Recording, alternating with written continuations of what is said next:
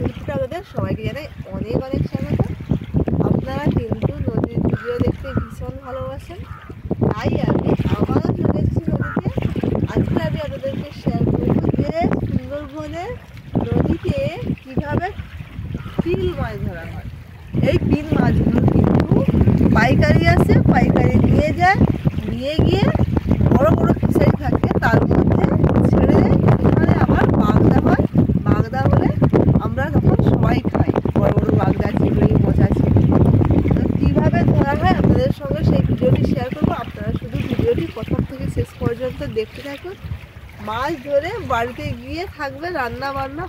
এখন আপাতত এই মাছ কীভাবে ধরে আপনাদেরকে দেখাবো। আজকে কিন্তু জাল নিয়ে আসিনি, গতবারে জাল নিয়ে এসেছিলাম, বাবা তাই বলছে জাল নিয়ে আসিস নি। আজকে জাল নিয়ে আসিনি, নদীতে কিন্তু মাছ এসেছে, তাও জাল নিয়ে আসিনি।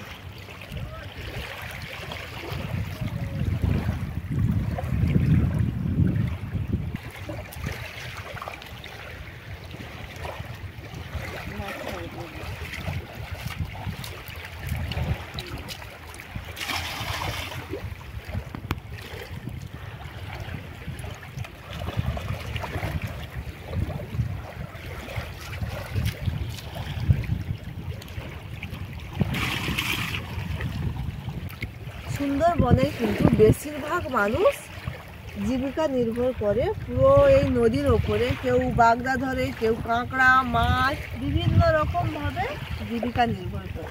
দেখছেন একদম সারি সারি লাইন দিয়ে সব নেট জাল পাতা হয়ে আছে। এই নেট জাল দিয়ে এই পিন বাগদাগুলো ধরে। এগুলোকে বাগদাই বলে, একদম ছোটো ছোটো বলে পিন বাগদা বলছি।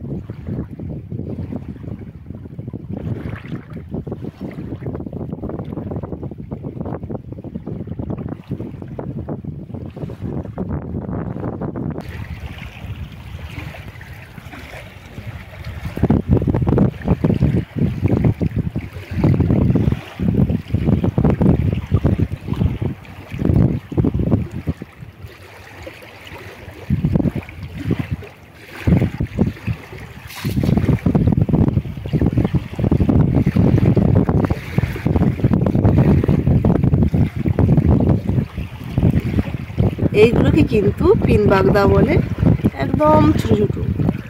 এইগুলো ফিশারিতে চাষ হয়।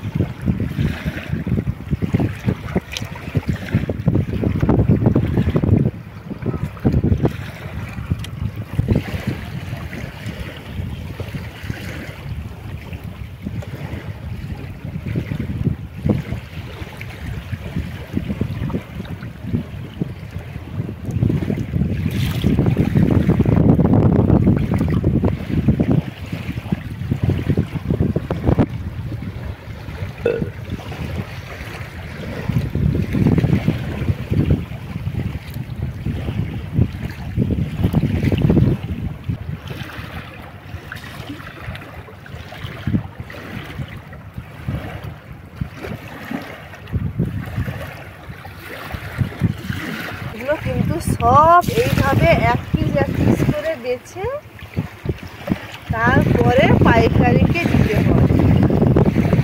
ভাজার পিসের দাম হয় কোনো সময় 500 টাকা, 300 টাকা, 250 টাকা, 400 টাকা, যখন যেমন থাকে। যখন প্রচুর হয় তখন দাম কমে যায়, আর যখন অল্প অল্প আসে তখন দামটা বেশি থাকে।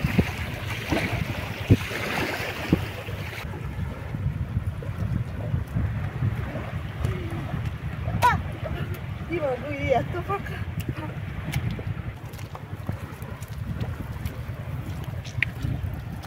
কি বড় মাল আছে।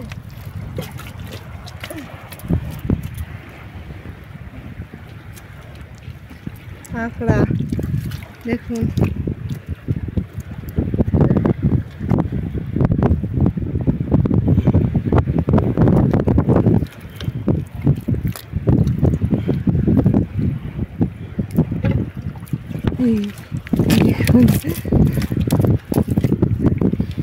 কাঁকড়া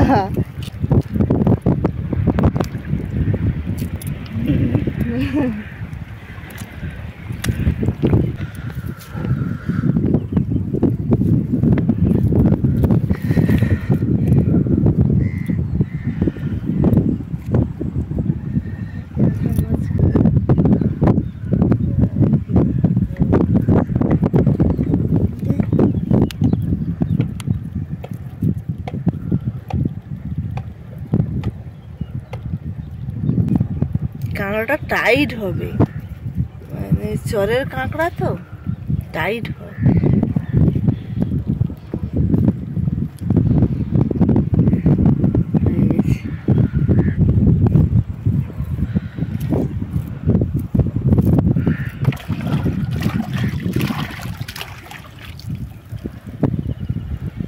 ওখানে বাগদা মারছিলাম, বাবা এই যে দেখুন কাঁকড়াটা ধরে দিল। বাবা আগে থেকেই গর্ত মনে হয় দেখে রেখেছিল জানেন, কেননা শিক নিয়ে এসছে, মানে কি আগে থেকে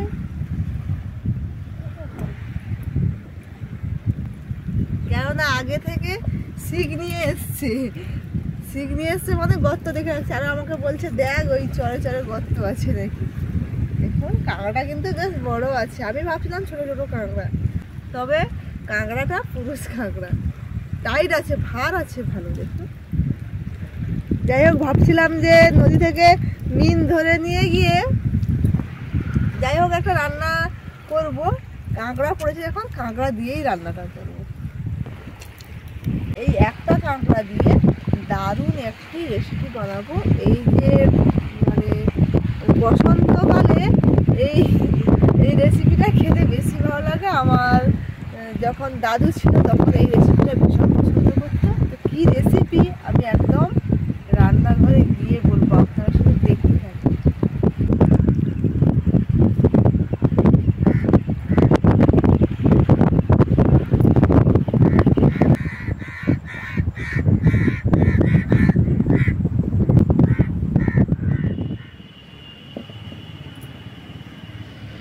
নদী থেকে মিন ধরে এবং নদীর চর থেকে কাঁকড়া বের করে নিয়ে চলে এসেছি রান্নাঘরে। কাঁকড়া দিয়ে আমার দাদুর পছন্দের একটা রেসিপি রান্না করব বলেছিলাম। এই যে দেখুন, উচ্ছে, রাঙা আলু আর এই যে গোল আলু, এই ছোট ছোট গোল আলু লাগবে, কুমড়ো, সজনে ডাঁটা, সব কিছু দিয়ে এই কুমড়োর ঘন্ট খেতে ভীষণ ভালোবাসতো। তো যেভাবে দাদু পছন্দ করতো সেইভাবেই রান্না করব। আপনারা শুধু রান্নাটা দেখতে থাকুন। উনুন ধরিয়ে কড়াই বসিয়ে দিয়েছি, কড়াই গরম হয়ে গেছে। প্রথমে উচ্ছে ভেজে নেব।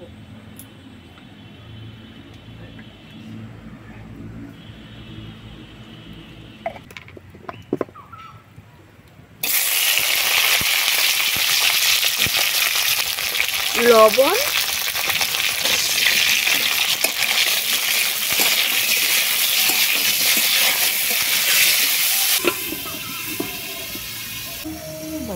বাবা ক্যামেরা যেভাবে ক্যামেরার দিকে কি করে ছুটে যাচ্ছে দেখুন।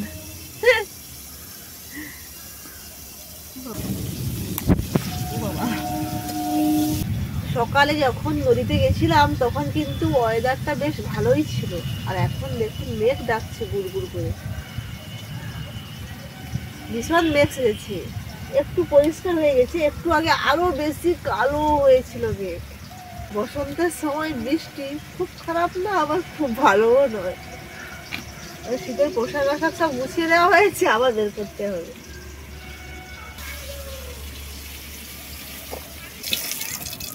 এবারে আমি কুমড়ো, আলু, রাঙা আলু একসঙ্গে ভেজে দেবো।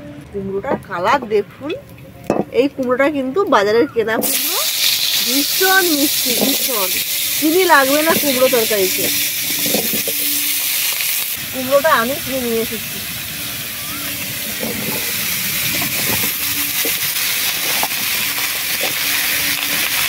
লবণ দিচ্ছি, লবণ দিয়ে ভাজবো।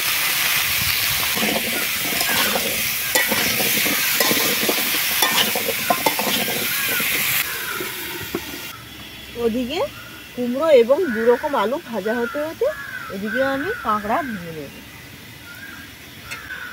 বাবা একটু প্রচুর তেজ, তবে কোথাও কিন্তু যায়নি।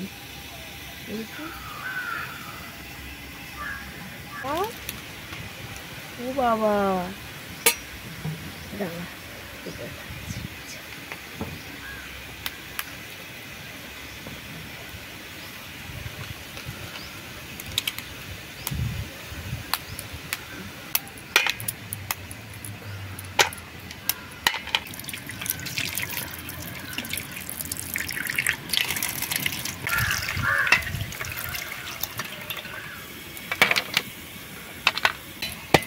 বাবা, কি শক্ত টাইট, কাঁকড়া ভীষণ টাইট।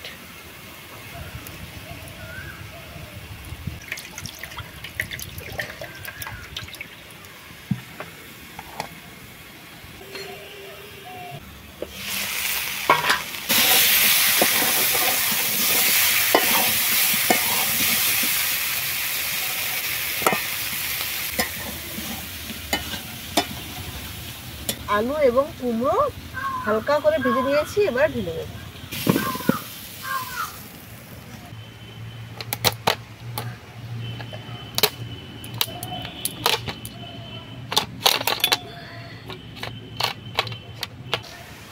সবকিছু ভেজে দিয়েছি, এবারে বানাবো মেন রেসিপি। দিয়ে দিচ্ছি কড়াইতে তেল। তেল গরম হয়ে গেছে, তেলের মধ্যে ফোড়নে দিচ্ছি তেজপাতা, গোটা শুকনো লঙ্কা, 5 ফোড়ন। এবারে দিয়ে দিচ্ছি পেঁয়াজ কুচি,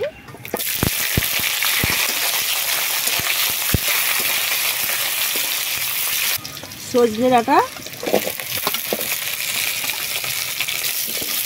এখানে আমি সজনে ডাঁটা অল্প আছে তাই এখন ভেজে দিচ্ছি। আপনারা যদি অনেক রান্না করেন তাহলে কিন্তু সজনে ডাঁটাটা ভেজে তুলে নেবেন। আমি একসঙ্গে ভাজিনি, কেননা সজনে ডাঁটা গলে যাবে।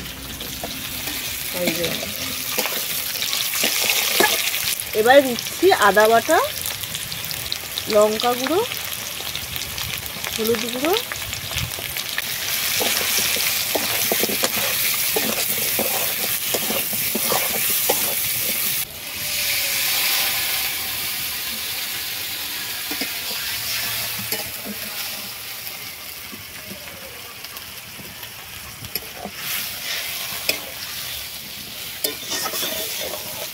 এবারে কাঁকড়া দিয়ে দিচ্ছি। উচ্ছে এবং কুমড়ো ভাজার সময় লবণ দিয়েছিলাম, এবারে স্বাদ মতো লবণ দিয়ে দেবো। ভীষণ বাতাস হচ্ছে।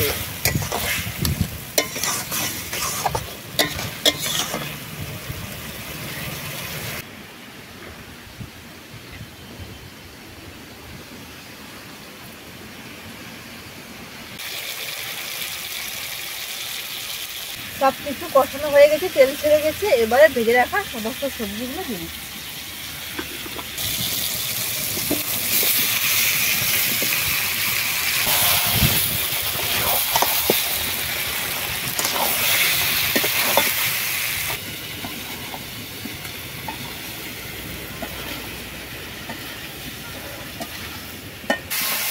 মশলার সঙ্গে ভাজা সবজিগুলো ভালোভাবে কষিয়ে নিয়ে এবারে জল দিয়ে দেব।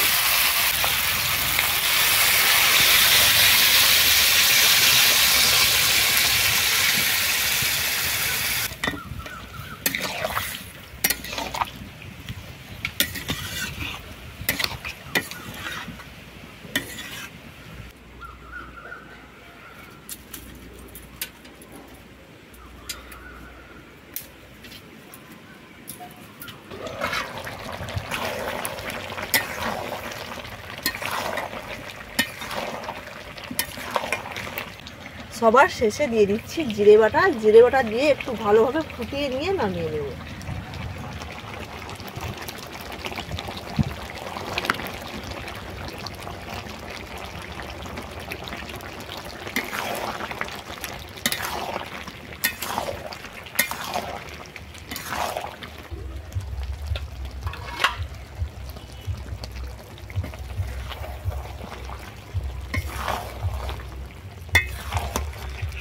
কাঁকড়া দিয়ে কুমড়ো রেসিপিটি হয়ে গেছে, এবার নামিয়ে নিচ্ছি।